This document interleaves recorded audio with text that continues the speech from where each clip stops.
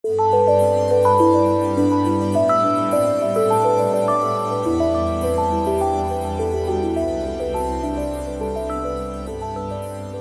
بالله من الشيطان الرجيم بسم الله الرحمن الرحيم الحمد لله رب العالمين والصلاة والسلام على سيدنا محمد وعلى آله وأصحابه أجمعين.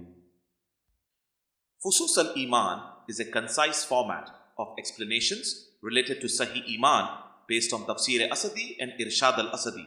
This book series is named Fusus al-Iman, Bezels of Faith, with the intention that it may be used by the people as an anchor of Sahih Iman when sailing in the oceans of knowledge of Quran and Ahadith.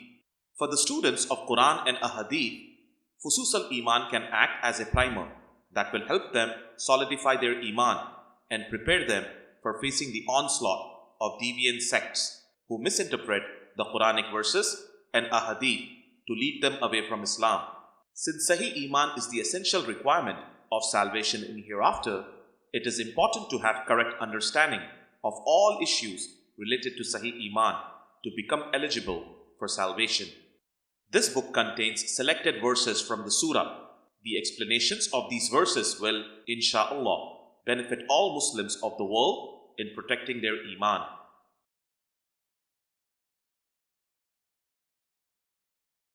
سبحان الذي أسرى بعبده ليلا من المسجد الحرام إلى المسجد الأقصى الذي باركنا حوله لنريه من آياتنا إنه هو السميع البصير. Translation: The unity, Zat-e-Ilahi, is pure who took his servant during the night time from the honored mosque, the mosque of Makkah al-Mukarramah, which houses Kaaba, to the far-away mosque, Al-Aqsa mosque in Jerusalem, around which we have abundant virtue.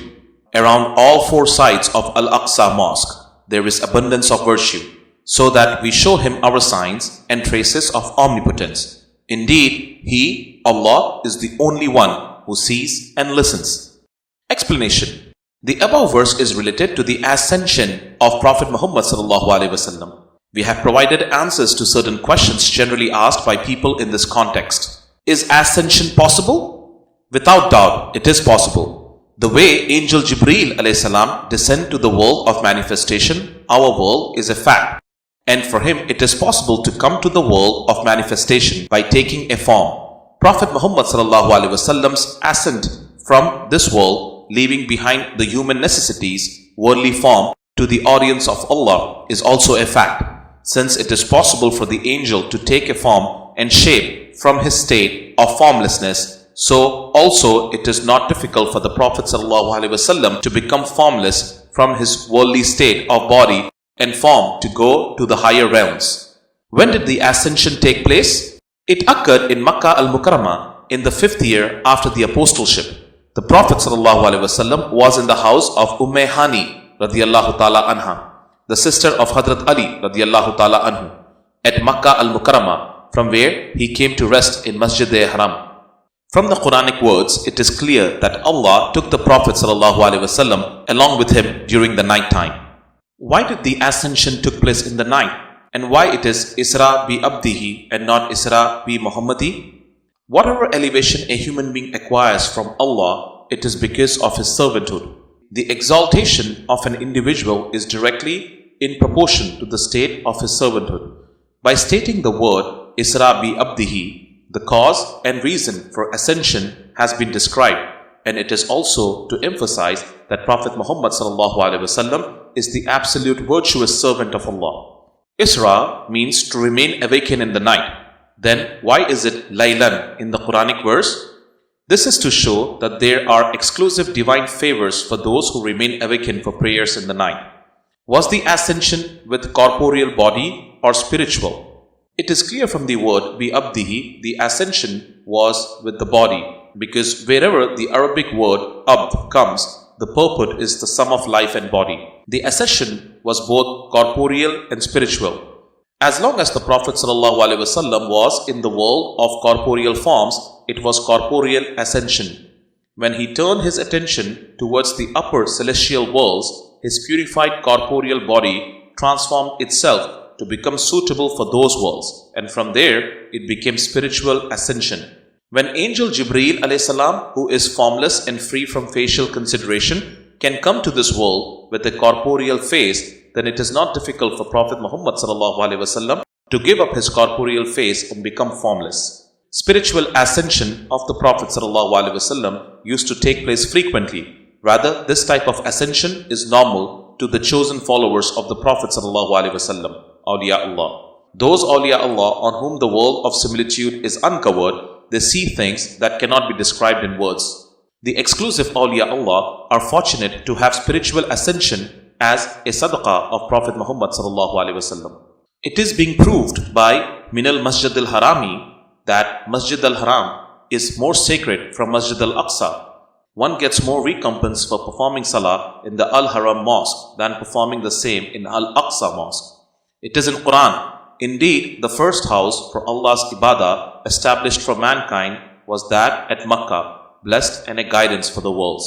Ali Imran 96. It is obvious that the first place for prayers is the sacred Kaabatullah and its mosque.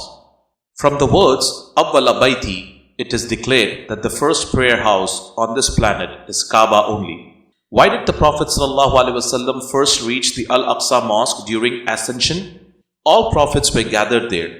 It was necessary to meet with them at the beginning of this important journey. It was also needed to be blessed with the abundant virtues of the Al-Aqsa mosque. The following Quranic verses and hadith confirm that Prophet Muhammad ﷺ saw Allah during the night of ascension. It is in Quran, the mighty in power, Allah has offered him, Prophet Muhammad ﷺ, the knowledge. So equipped, he stood well poised, with the perfect vision attained at the highest horizon.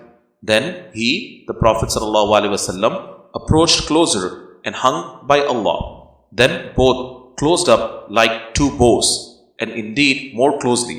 And he revealed to his servant, Prophet Muhammad ﷺ, what he wanted to reveal. The heart of Prophet Muhammad ﷺ did not distrust what he saw. Will you people wrangle over what he beheld, saw? For indeed he beheld him, Allah, yet again, near the Lot tree lying farthest beyond which no one can go, lying close to the heaven of rest, when the Lot tree was being enveloped by what it was to be enveloped with, a mystery not disclosed. His Prophet Muhammad ﷺ's sight did not blink or did it miss anything. Indeed, he saw clearly the greatest of the signs of his Lord. An-Najm 1-18. The verse, will you people wrangle over what he beheld, saw, indicates there were some differences of opinion among Sahaba as to what was witnessed by Prophet Muhammad ﷺ on the night of ascension. Some thought it was Jibreel alayhi. However, the statement of Allah he revealed to his servant clearly shows that the conversation is between Allah and Prophet Muhammad ﷺ, meaning Allah appeared to Prophet Muhammad ﷺ in order to grant him revelation. The text does not say that Jibreel alayhi appeared to Prophet Muhammad ﷺ. If we take Jibreel alayhi in place of Allah in the above verse, it will mean that Prophet Muhammad ﷺ is the servant of Jibreel alayhi, Nauz billahi, which is not correct. It is in Hadith, Ibn Abbas radiyallahu ta'ala anhu reported that Prophet Muhammad ﷺ saw Allah on the night of ascension. Sahih Muslim. من كان يريد العاجلة عجلنا له فيها ما نشاء لمن نريد ثم جعلنا له جهنم يصلاها مذموما مدحورا. Translation: Whoever desires the enjoyment of this life will receive it, if we want it to be so. Then we will make hell his reward, wherein he will suffer, despised and driven away from our mercy.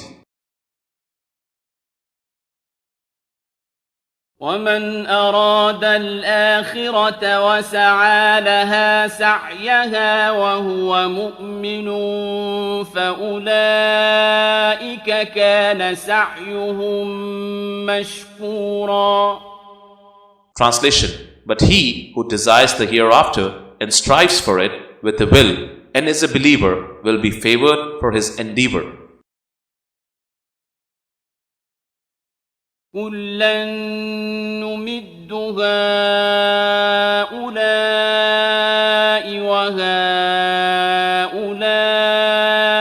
مِنْ عَطَاءِ رَبِّكَ وَمَا كَانَ عَطَاءُ رَبِّكَ مَحْظُورًا. Translation: We provide both the groups, the former and the latter, from the generosity of your Lord, and the generosity of your Lord can never be withheld. Explanation: The above verse clarifies that whatever you wish will be given to you in this world. Allah knows His servants who will be virtuous and who will act evil. If you want to act evil and rebel against the commandments of Allah, your wish will be awarded accordingly. If you want to act good, your wish will be awarded accordingly. However, the consequences for both these acts are different. One will be rewarded with paradise, the other will be rewarded with hell. These consequences have been clearly described to people by the apostles of Allah in the world. إن ربك يبسط الرزق لمن يشاء ويقدر إنه كان بعباده خبيرا بصيرا. Translation: Certainly your Lord provides with open hands whosoever He will, but as per the capacity, for He knows and watches His creatures. Explanation: Allah knows about the natures of His servants. He knows whom to give more and whom to give moderate in this world. It all depends upon the capacity of the person. Sometimes a lot of wealth may incite rebellion in a person and he may lose the right path. Thus, it is in the interest of that person that he feels content with his life. أولئك الذين يدعون يبتغون إلى ربهم الوسيلة أيهم أقرب ويرجون رحمته ويخافون عذابه إن عذاب ربك كان محذورا.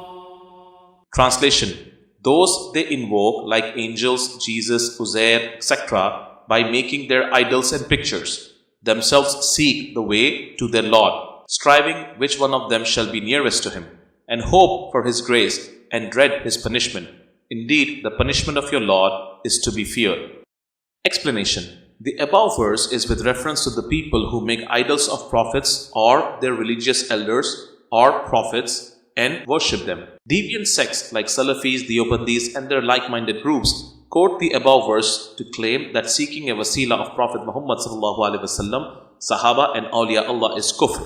Needless to say that they are misguided and they also misguide the people in this context. There is a difference between seeking wasila of a person claiming him to be God or son of God and seeking the wasila of the Prophet ﷺ, Sahaba and Awliya Allah. The polytheists of Makkah considered certain angels as gods or partners of God. They made their pictures and clay idols and worshipped them. Christians and Jews believed Isa a.s. and Uzair a.s. as sons of God. They also make their pictures and idols and worship them. This is what has been refuted in the above verse. Salafis, Deobandis, Khawarij and other like-minded groups quote the verses of Quran meant for disbelievers and impose them on Prophet Muhammad ﷺ, Sahaba and Awliya Allah.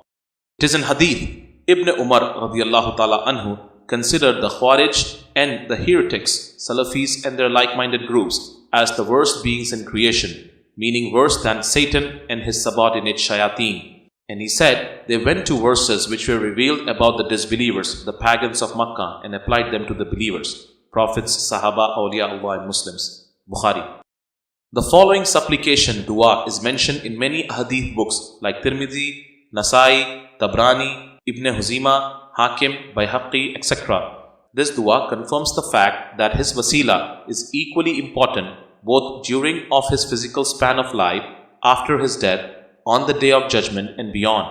The people of the book used to take his wasila even before his birth, and their supplications were answered by Allah. O Allah, I implore, I beg to you with the mediation, wasila of your revered, beloved Prophet ﷺ, who is chosen by you. O beloved of the Almighty, O Muhammad ﷺ, we implore to Allah with your mediation, wasila. Kindly mediate for us with Allah, O sacred Apostle ﷺ. O Allah, kindly accept the intercession, shafa, of our Prophet ﷺ for us in view of the honor and grace he has with you.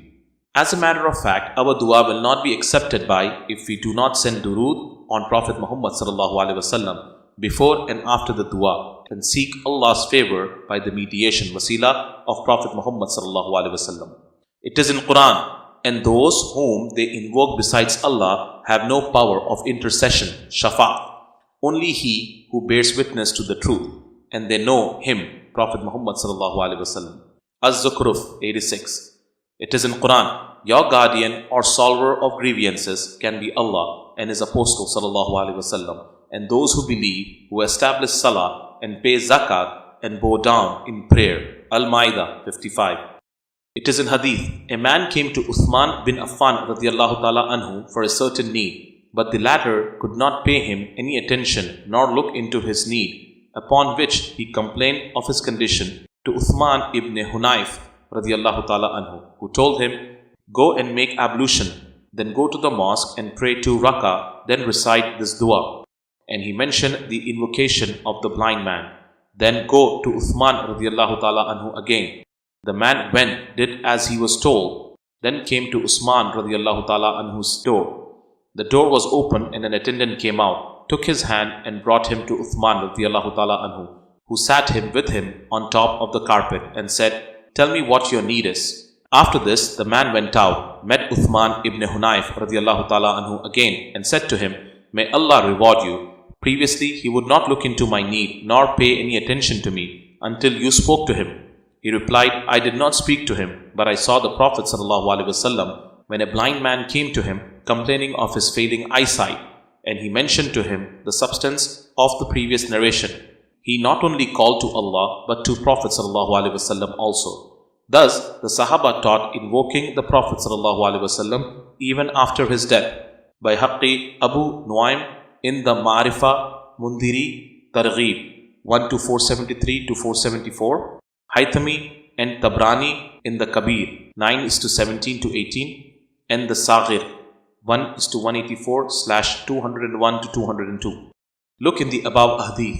The words Bijahihi Indaka is there, which means honor, grace, dignity.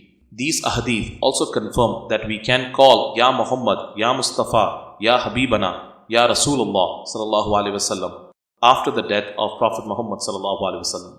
These sects also claim that visiting the grave of Prophet Muhammad sallallahu alaihi wasallam, Sahaba, dignitaries of Islam and awliya Allah is shirk, and they quote all such verses and ahadith which are essentially meant for the deities and idols worshipped by the non-believers. They equate the dignitaries of Islam with the idols worshipped by idol worshippers and claim that the idols worshipped by mushrikeen are standing idols, while the dignitaries of Islam are lying idols in their graves. Astaghfirullah. It is in Hadith narrated by Al-Hakim that Abu Ayyub Al-Ansari radiyallahu ta'ala anhu placed his forehead on the grave of Prophet Muhammad sallallahu alaihi wasallam. Marwan ibn al-Hakam, the governor of Medina, saw him and held his neck. Abu Ayyub radiyallahu ta'ala anhu said, I did not come to the stone idol. I came to the Apostle of Allah sallallahu alaihi wasallam. I heard the Apostle of Allah sallallahu alaihi wasallam say, do not weep for Islam if the qualified people were in charge, but weep for it if it was under the charge of unqualified. Al-Hakim related this hadith in Mustadrak and said it is Sahih. Al-Dahabi, who is held in great respect by Salafis, agreed to his authentication. In the above hadith, there is clear distinction between idols worshipped by idol worshippers and the graves of prophets, Sahaba and awliya Allah. Paying respect, placing forehead on the mazar or kissing the mazars of Islamic dignitaries is the tradition of Sahaba. It is in hadith, Mu'adh ibn Jabal radiyallahu ta'ala anhu and Bilal radiyallahu ta'ala anhu came to the grave of the Prophet ﷺ and sat weeping, and Bilal radiallahu ta'ala anhu rubbed his face against the grave of Prophet ﷺ. Ibn Majah 2:1320, Ahmad al-Tabrani, al-Subki and Ibn Asakir. The above hadith confirms the fact that kissing of graves and placing hand and rubbing face on the graves is the tradition of Sahaba radiallahu ta'ala anhum. It is in hadith. Yahya related from Imam Malik radiallahu ta'ala anhu that he heard that Ali ibn Abi Talib radiallahu ta'ala anhu used to rest his head on graves and lie on them, holding the grave with his stretched hands, while his head, entire face and chest is rested on the grave. Imam Malik radiallahu ta'ala anhu said, as far as we can see, it is only forbidden to sit on the graves to relieve oneself. Muwatta, Imam Malik, Book 16. وَإِذْ قُلْنَا لَكَ إِنَّ رَبَّكَ أَحَاطَ بِالنَّاسِ وَمَا جَعَلْنَا الرُّؤْيَا الَّتِي أَرَيْنَاكَ إِلَّا فِتْنَةً لِلنَّاسِ وَالشَّجَرَةَ الْمَلْعُونَةَ فِي الْقُرْآنِ وَنُخَوِّفُهُمْ فَمَا يَزِيدُهُمْ إِلَّا طُغْيَانًا كَبِيرًا. Translation. And remember when we said to you, indeed your Lord has encompassed all mankind within His knowledge, and we have made the vision that we showed you but a trial for the people. The believers believed in it, while those having superficial vision were confused. And also that tree of Zaqum, which has been cursed in the Quran, and we warn them, but this warning too does not add anything to them except greater disobedience and rebelliousness. Explanation. The word ruya is used for vision, seeing while awake, and dream. Here it may mean Mi'raj un-Nabi sallallahu alaihi wasallam, which was made known to the disbelievers and believers both. While the believers believed in it, the disbelievers did not believe. It is also possible that the above verse refers to a vision or dream the Prophet ﷺ saw on some other occasion. Zaqum is a cursed tree which will grow in the bottom of hell, and its dwellers will eat from it. It is a cursed tree because it is not given to the dwellers of hell as mercy of Allah. Rather, it will be cursed for them, as it will burn in the bellies as boiling water. It is in Quran. Indeed, the tree of Zaqum is food for the sinful. Ad-Dukhan 43-44. وَإِن كَادُوا لَيَسْتَفِزُّونَكَ مِنَ الْأَرْضِ لِيُخْرِجُوكَ مِنْهَا وَإِذًا لَا يَلْبَثُونَ خِلَافَكَ إِلَّا قَلِيلًا. Translation. And indeed, they were about to scare you off the land, to expel you from it. If they do so, they will not be able to stay there much longer after you. Explanation. This is a Makkan surah revealed at the time when pagans' persecution was at its peak. Prophet Muhammad ﷺ was trying hard and praying that the pagan leaders realize their folly and come back to the fold of Islam. But Allah wanted to punish them for their persecution of Muslims. The prophecy of the above verse came true within a span of 2 years, when 70 pagan leaders of Makkah were killed in the battle of Badr. وَقُلْ جَاءَ الْحَقُّ وَزَهَقَ الْبَاطِلُ إِنَّ الْبَاطِلَ كَانَ زَهُوقًا. Translation. And say, the truth has come and falsehood has vanished. Indeed, falsehood is bound to vanish. Explanation. The above verse was a prophecy of the end of Makkan persecution and rise of Islam in Arabian Peninsula and all over the world. It began from the Battle of Badr, followed by the fall of Makkah and Islamic rule all over Arabian Peninsula in less than 10 years. And within a century, Muslims conquered most of the known world at that time. وَيَسْأَلُونَكَ عَنِ الرُّوحِ قُلِ الرُّوحُ مِنْ أَمْرِ رَبِّي وَمَا أُوتِيتُم مِّنَ الْعِلْمِ إِلَّا قَلِيلًا. Translation. And they ask you about the soul. Say, O Prophet ﷺ, the soul is the command of my Lord. Explanation. What is soul? Allah's existence is absolute, His own. Other than Allah, everything else is dependent upon Him. This is the reason He is called independent being and true worshipable. He has other attributes as well. He is living, knowledgeable, hearing, seeing, powerful, He has will, and He can speak. He also commands.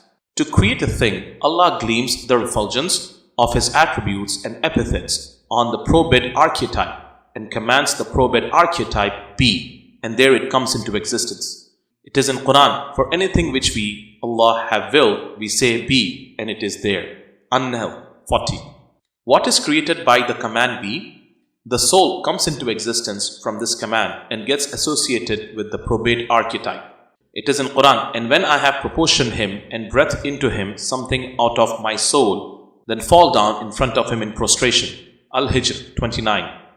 Allah is addressing the angels, saying when He completes the body of Adam a.s. and associates his soul with his body, Adam a.s. will come into life. At that moment, all of you angels bow down in front of Him in prostration as a mark of respect. From the above, it is clear that when Allah wants to bring us into external existence in this world, He first creates our material body as per the requirement of this world, then associated a specific soul with it. When these two are joined with our innate person, we come into existence. Our innate person, existing in Allah's knowledge before our creation, is known as probate archetype. Thus, there are three things involved in our creation. First, the human self or person. Second, the human body. And third, the human soul. What are probate archetypes? These are individual frames or sketches within Allah's knowledge. Allah's knowledge is infinite and beyond the imagination of human beings. Allah knew before creating everything that the thing will be born with a specific characteristics or nature. Thus, probate archetypes exist in Allah's knowledge as evidence or probation or proof of things before they are created. Kinds of probate archetypes. Probate archetypes are of two kinds. First, facts of Allah which are effective or active, and second, facts of universe or facts of things or facts of creatures which are effective or passive. Existence of this universe is dependent upon the refulgence of the facts of Allah on the facts of creatures or things. The difference between facts of universe and facts of Allah. The first is Allah knows about His own attributes. The other is He knows the facts of the creatures. These two have different realities. One is knowledge, some of what is known. This includes Allah's knowledge about Himself and about His creatures. The other is awareness, subject knowledge about His creatures. We consider facts of universe always with reference to servants, human beings and creatures about whom Allah was aware of. What is the evidence of probate archetypes? Does Allah know the creatures before their birth or after they were born?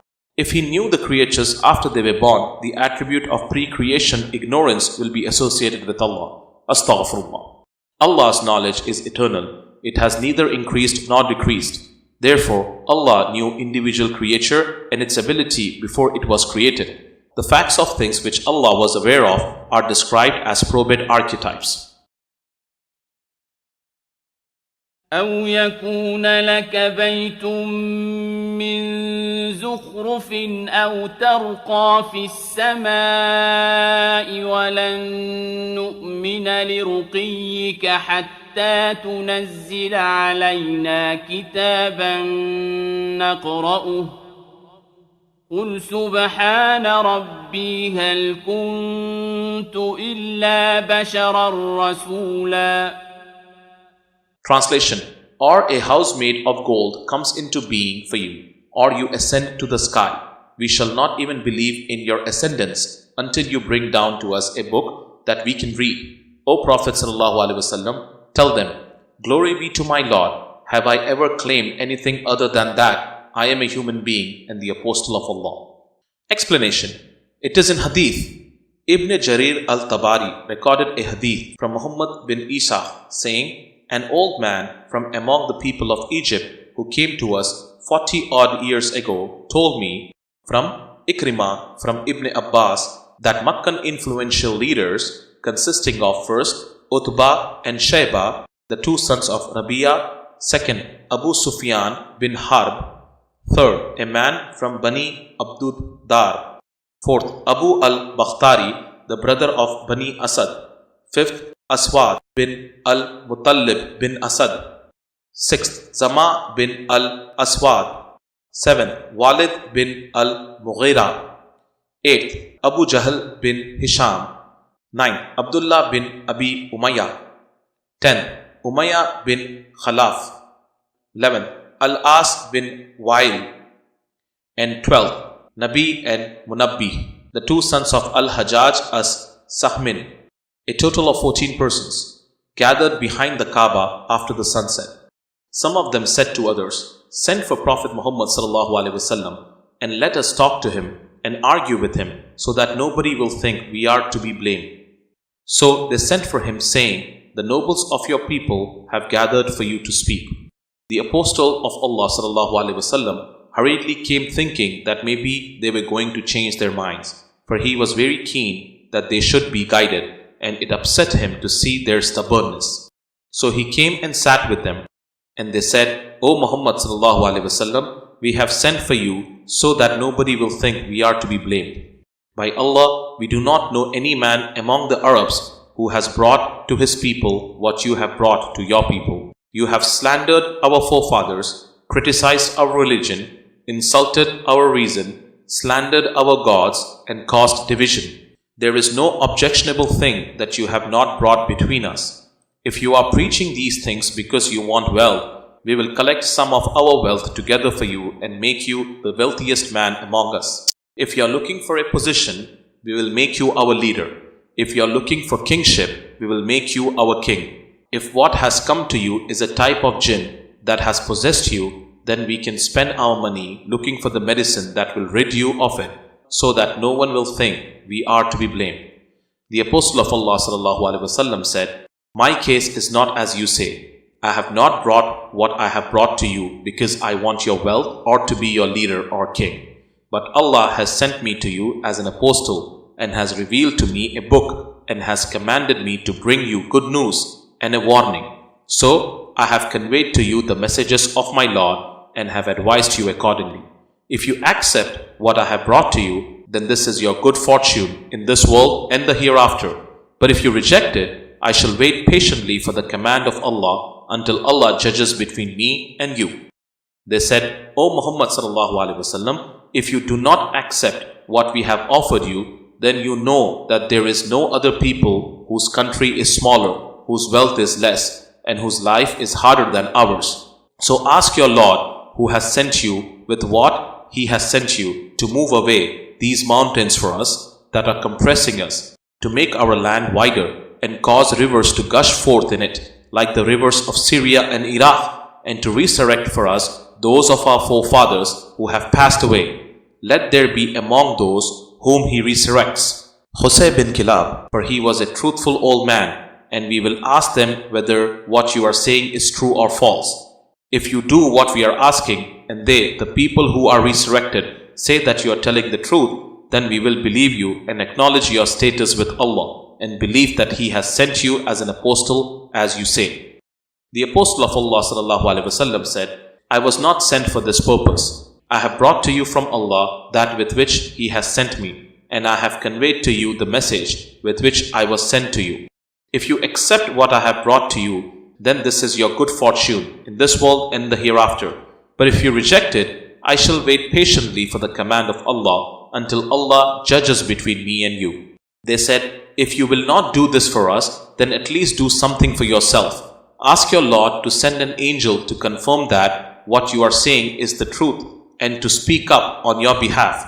Ask Him to give you gardens and treasures and palaces of gold and silver, and to make you independent, so that you will not have to do what we see you doing. For you stand in the marketplaces seeking provision just as we do. Then we will know the virtue of your position with your Lord and whether you are an apostle as you claim." The Apostle of Allah ﷺ told them, "I will not do that, and I will not ask my Lord for this. I was not sent to you for this reason, but Allah has sent me to you to bring you good news and a warning. If you accept what I have brought to you, then this is your good fortune in this world and the hereafter. But if you reject it, I shall wait patiently for the command of Allah until Allah judges between me and you." They said, "Then cause the sky to fall upon us, as you claim that if your Lord wills, He can do that. We will not believe in you until you do this." The Apostle of Allah ﷺ said, "That is for Allah to decide. If He wills, He will do that to you." They said, "O Muhammad ﷺ, did your Lord not know that we would sit with you and ask you what we have asked and make the requests that we have made? He should have told you beforehand and taught you how to reply to us, and informed you what He would do to us if we do not accept what you have brought to us. We have heard that the one who is teaching you this is a man in Al-Yamama called Ar-Rahman. By Allah, we will never believe in Ar-Rahman. We are warning you, O Muhammad ﷺ, that we will not let you do what you want to do until you or we are destroyed." One of them said, "We worship the angels who are the daughters of Allah." Another said, "We will never believe in you until you bring Allah and the angels before us, face to face." When they said this, the Apostle of Allah ﷺ got up and left them. Abdullah bin Abi Umayyah bin al-Mughira bin Abdullah bin Umar bin Makhzum, the son of Prophet ﷺ's paternal aunt Atika, the daughter of Abdul Muttalib radiyallahu ta'ala anhu, also got up and followed him. He said to him, "O Muhammad ﷺ, your people have offered you what they have offered you, and you did not accept it. Then they asked for things for themselves so that they would know your position with Allah, and you did not do that for them. Then they asked you to hasten on the punishments with which you are scaring them. By Allah, I will never believe in you unless you take a ladder to heaven and ascend it while I am watching. Then you bring with you an open book and 4 angels to testify that you are as you say. By Allah, even if you did that, I think that I would not believe you." Then he turned away from the Apostle of Allah ﷺ, and the Apostle of Allah ﷺ went home to his family, grieving over having missed out on what he had hoped for when his people had called him, because he saw that they were resisting him even more. Ibn Jarir at-Tabari. It is in Hadith, Quraysh offered the Prophet ﷺ, in addition to other things, 10 most beautiful women of Arabia and a promise to make him the most richest person in Arabia in exchange for stopping and preaching of Islam. The Prophet ﷺ rejected all their offers. Musannaf Ibn Abi Shayba 37,715. Seerah of Ibn Hisham, Volume 1, pages 265 to 266. صدق الله العلي العظيم وصدق رسوله النبي الكريم صلى الله عليه وآله وسلم.